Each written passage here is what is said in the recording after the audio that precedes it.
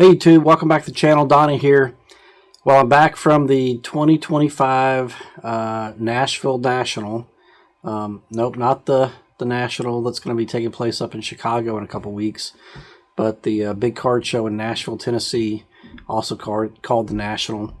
Went up there on Friday morning, got entered the show around 10 a.m. in the morning and stayed till about 3:30 p.m. before I had to leave and head back home. So that was there on the show floor about five and a half hours, something like that. And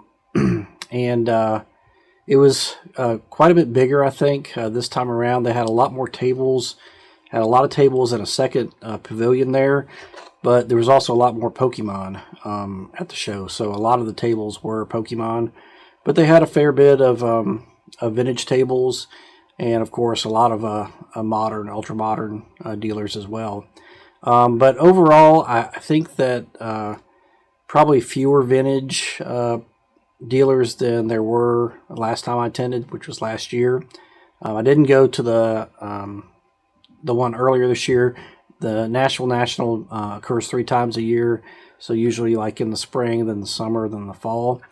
So last time I went, I think was last fall or maybe last summer. So they had 900 something tables, so 350 to 400 dealers, something like that. There was able to find some vintage, and there's a lot more vintage than I had dollars for. So there was that. So if I had a bigger budget to take, I could have definitely came back with some. A lot more cards or whatever, but I did find some cards I needed for my sets, some other interesting cards I'm going to share here in a few minutes. So it was very worthwhile to go, but I do think it was not quite as good as the last time I had been. Just some of the vintage dealers, the dealer that's sometimes there with Venezuelan cards was not there. JD Heckathorn was not there because I think he's getting ready for the National. A lot of the dealers are getting ready for the Chicago National. So they kind of took the weekend off from this show that they might otherwise come to. I think next year they're changing up the dates some, and so next year the first one's going to be February 20th through 22nd, and then June 19th through 21st. So this will show that occurred here in mid-July will occur next year in third week in June. So that'll give a little bit more time between that summer National and the National up in Chicago. So there may be some more dealers will be here next summer. And then the fall one will be October 30th and November 1st, which is a little bit later than what it is this year, too. So I think the timing will be a little bit better next year. Hopefully they'll get some more of the big name national dealers there. But still, there's plenty of dealers, plenty of things to see. They had, I think, probably more T206s that I've seen in a while at this show. They had obviously a lot of Golden Age vintage from a lot of different dealers was there. A few things that I didn't see very many cards though of. I didn't see any DeLongs. There was a lot of Gaudies. A few Turkey Reds, but not many. Maybe 1 or 2 dealers that had those. Diamond Stars, there were several dealers that had some Diamond Stars. I think I only saw like 2 or 3 Tattoo Orbits in the whole show. Oh gosh, several dealers had Chickle and Gaudi premiums, wide pins, fine pins, things like that. I didn't see any Dixie Lid premiums. That was one of the things I was looking for. Let's see. T205s, T206s, plenty there. I saw a few Ramleys, but not many. I saw a few Old Judges, but not many. I don't know if I saw any Mayo Cut Plug cards. There were some of the Goodwood Champions and Allen and Ginter cards in the 1800s, but a handful of those. Of course, pretty pricey. So I don't know. All in all, it was a good show. Nothing like Strongsville for sure as far as vintage content, but certainly enough to spend a modest budget on. I took $900 there and spent about $550. I did come home with some money because I was looking for a couple cards that I couldn't find at the show, so I decided I would just hold back and maybe try to find them at another show later this year. Maybe hit a LCS and see if I can find some of the cards, or if nothing else, then hit up on eBay. So we'll see. But anyway, so that was kind of a recap from that show. Also went to a couple card shops and a couple antique stores over the last few weeks, and so I've got a few pickups to show there. Some pre-war as well as some Golden Age. Also a couple pickups from Net54. I'm pretty much check Net54 buy-sell trade boards every day, and there have been a few posts over the last few weeks with large lots of ungraded T205s and T206s. So I've been watching those pretty closely and picked up a couple that I'll share with you guys here in a few minutes. But anyway, that's kind of the recap from the Nashville National this weekend. There is a card show coming up in Nashville. It's an autograph show in late September that I'm planning on attending. They have like 50 autograph guests. The bulk of those will be baseball, quite a few football players, some wrestlers, some celebrities and other folks. But I think the list includes right now Eddie Murray, Juan Marichal, Ozzie Smith, Jose Canseco, Wade Boggs, several others. So I have probably 5 or 6 guys that I want to get autographs for. And you'll see some cards here in a minute that are related to that. But I'll probably use some of that budget that I have left over maybe for that card show, getting some autographs. So I'll go over some of that here in a minute for at least one of those.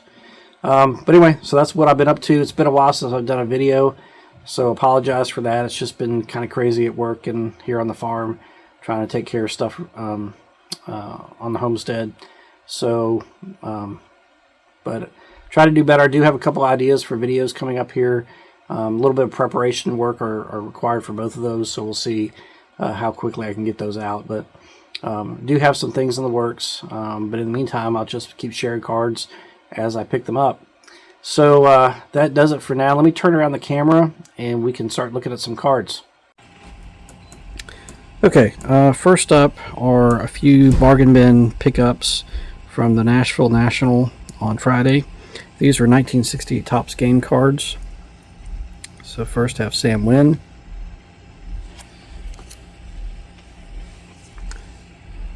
Then Jim Fregosi.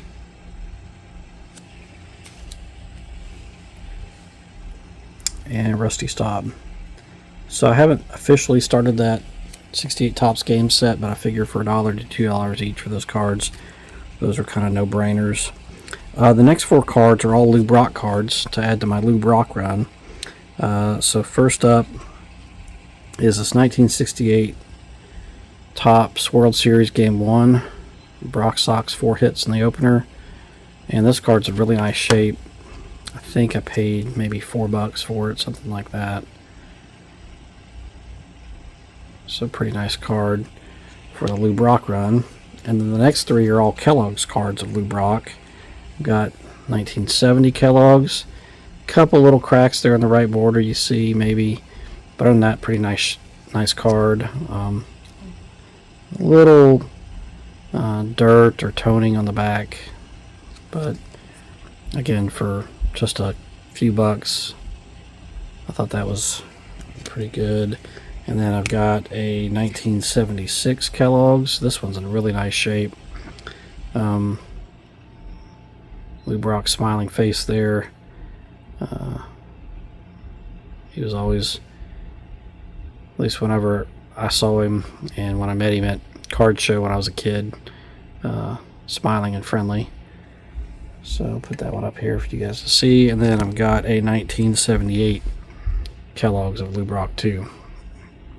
Looking a little bit more serious in this pose, but still really nice condition Kellogg's card. So I was happy to add those to the Lou Brock run.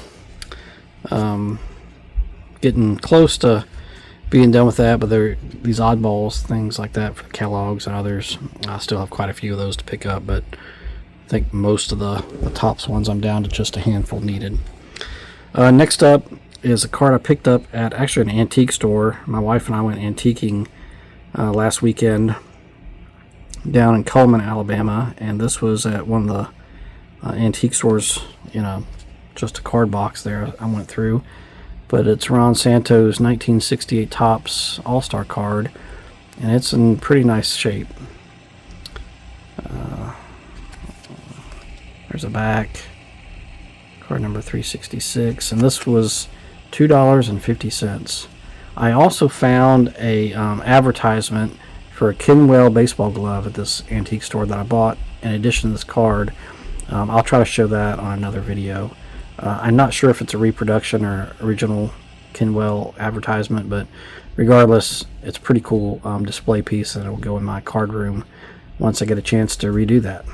So that's the Ron Santo All-Star. And then at the Nashville Card Show, picked up this 1963 Topps Whitey Ford World Series card. In pretty nice shape. One of the best ever Yankees pitchers. So I have started the 63 Topps set, but I don't have very many cards. I'm trying to focus on finishing 65, and then I've got 1960 and 1967 Topps that are much farther along, so I want to finish those first. But when I see a Hall of Famer like this for just a few bucks, I think this was like $4 maybe, something like that, $5, I'll pick it up. So there's that. Actually, I'm going to set him up here next to Lou Brock. Next up is Rich Allen 1970 Topps.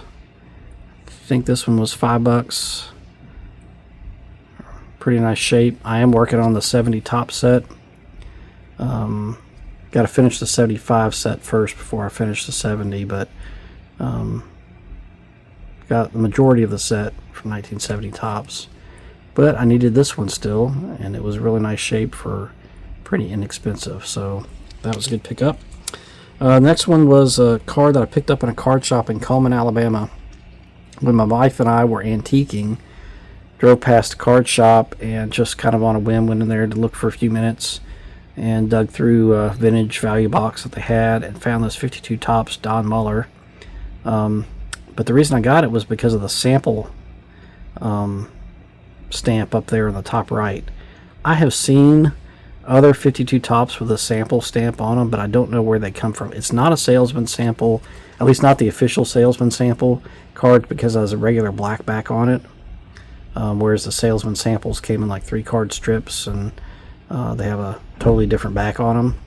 So I'm not really sure what the origin of this sample or other similar sample cards or stamp cards are from 52 Topps. If you guys know, leave a comment. But I thought it was kind of neat, and so for $5 I figured I would pick that up. Be an inexpensive add to the 52 Topps set build. And then this one's another one I picked up for the Nashville Card Show. Keith Hernandez rookie 1975 Topps. Growing up, I was a fan of the Mets, and of course Keith Hernandez was first baseman of the Mets there when they won the World Series in 1986, and one of the best defensive third base or first baseman of all time for sure. And I've been looking to get his rookie card for quite a while, and I found this one at the card show on Friday. I think it was $5 or $6. So pretty nice shape for Keith Hernandez rookie. So that's that. Next card up is a Negro Leaguer from 1950 Bowman card. This is Henry Thompson. I guess he's famous for being the first Negro Leaguer to bat against another former Negro Leaguer, Don Newcomb. And so it was the first time that in the major leagues that Negro Leaguer pitcher and batter faced each other. So I picked up another one of his cards. I think I got it from a Secret Santa from Net 54 over Christmas time. But this is the second one that I have of him. And so I figured, I'm working on the 1950 Bowman set, so I'm going to pick up Hall of Famers, of course, but picking up notable players like Hank Thompson is also pretty cool. So this one was $10. So figured that was worth it. Next one kind of hits two different points in my collection. One is it's a Hall of Famer, so it goes towards a player run that I'm working, although kind of not really focused on the player run, but certainly a player that I collect. And also the first card of a set that I didn't have yet, and it is the 1963 Fleer Warren Spahn. So I've been wanting to start this set for a while. It's a pretty neat looking set. I like the lime green background or backs on them. This one's in pretty nice shape.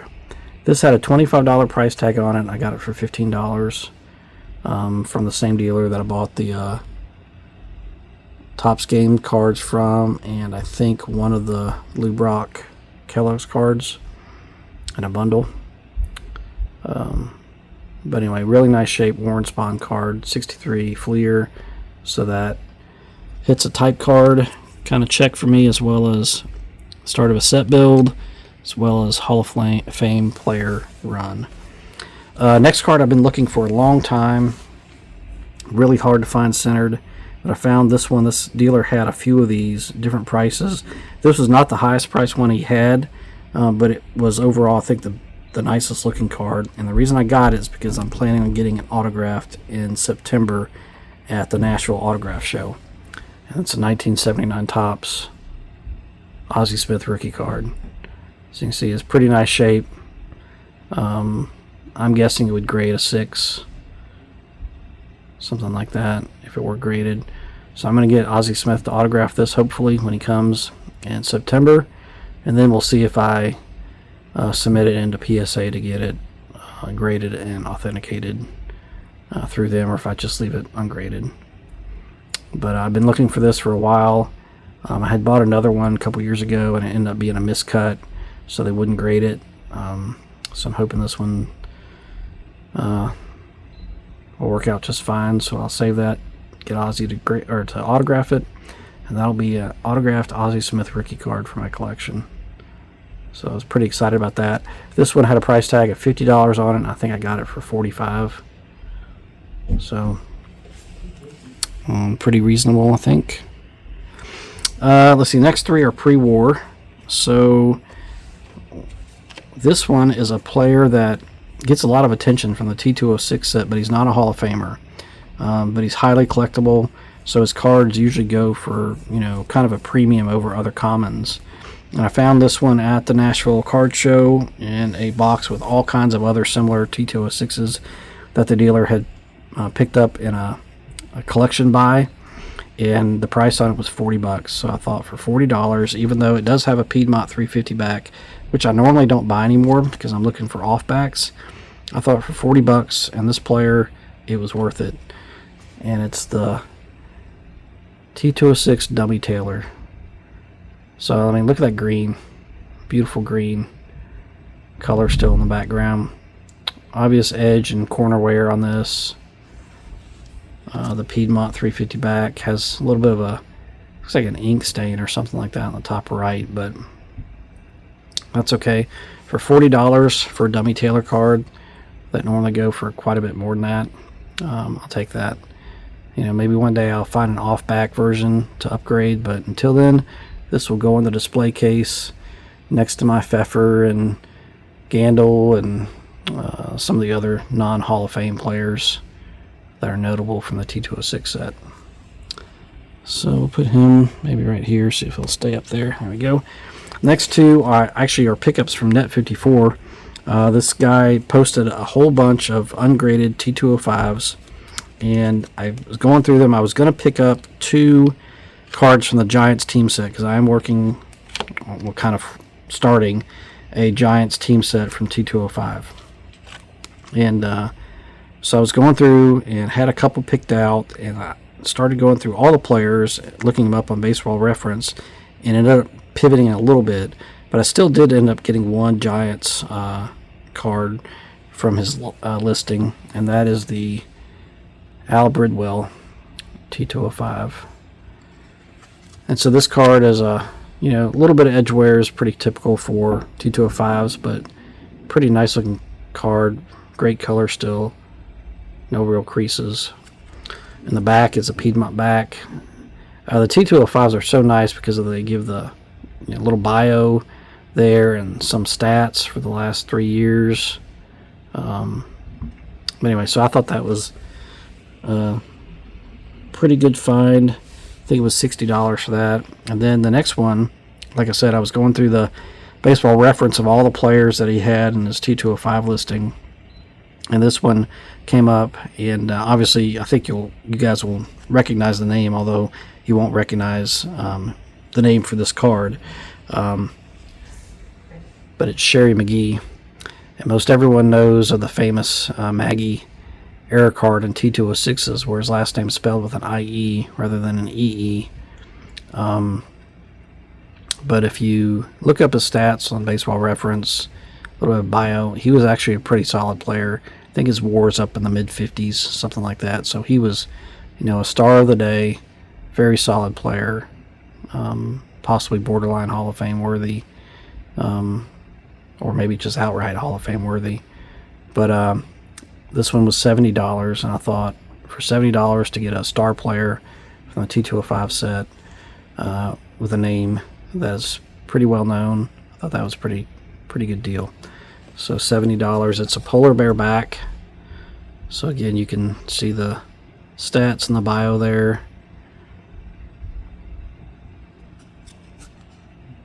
So that is Sherry McGee. And let's see, the last two here are pickups from my 1965 top set. I went to the show hoping to get all three of the last three cards that I need to complete the set. I'm working on a ungraded set in excellent mint condition or better. I found a dealer that had these two together. They were each listed for $250. He sold them to me for $200 a piece, so $400 for the two of them. But unfortunately, he didn't have the third one. And I looked and looked and looked for the last one all over the show, could not find one. They had some, I think, that were graded. I was looking for ungraded. They had some that were in lower condition that wouldn't, meet my set condition needs. So I ended up leaving the show with $300 in my pocket and still missing one card from my 65 top set. But I did get two of them, two of the three that I needed. And the first one is the Pete Rose. So I got this, again, $200, pretty nice shape. Really well centered. A little bit of edge and corner wear there, but nice color in the back, and overall pretty nice card. Certainly will fit my set just fine. So I got that one. So that brought me down to 2 cards remaining for my set. And I picked up this one from the same dealer, $200, and it's the 1965 Topps Willie Mays. This one's, again, very nicely centered, probably a little bit better centered than the Rose, and also better corners and edges than the Rose. So really solid, excellent mint or better. Probably bordering near mint. But there's the back. Nice card. So with that leaves me with one card, the Sandy Koufax, needed to complete my 1965 top set. So sometime between now and the end of the year, I'll have to find it, either eBay or another card show, and pick it up to finish the set. But that's all that I had for today, guys. Hope you like that.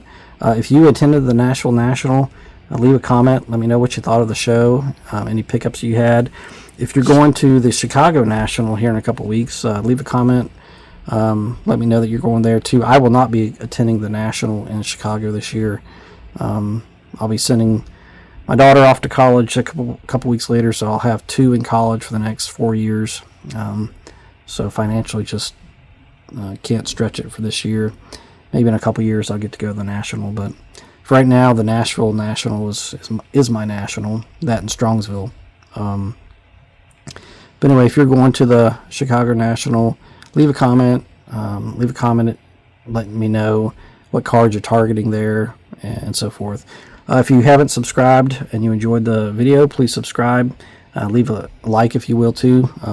Those help get the videos out and visible to other YouTubers. So I appreciate that. And that does it for today. Thanks everyone. Talk to you later.